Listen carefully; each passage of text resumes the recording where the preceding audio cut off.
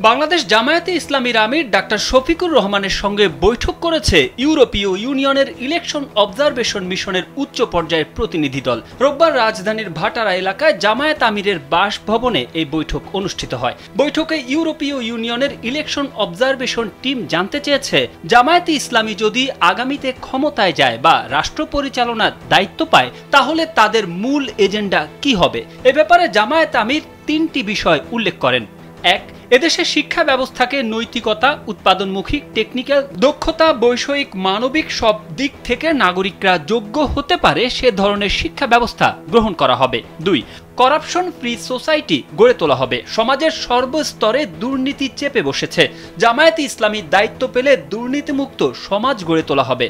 তিন, social justice, সামাজিক ন্যায় বিচারের দারুণ সংকট আমাদের সমাজে রয়েছে। এ প্রসঙ্গে জামায়াত আমির জানান, বিগত 15 বছর ফ্যাসিস্ট সরকারের কারণে কিভাবে মানুষ বঞ্চিত হয়েছে, নির্যাতন করা হয়েছে, জামায়াতের রাজনৈতিক কার্যালয় বন্ধ করা হয়েছে, ভিন্ন মতের উপর জুলুম করা হয়েছে এবং তাকে সহ নেতাকর্মীদের গ্রেপ্তার করা হয়েছিল।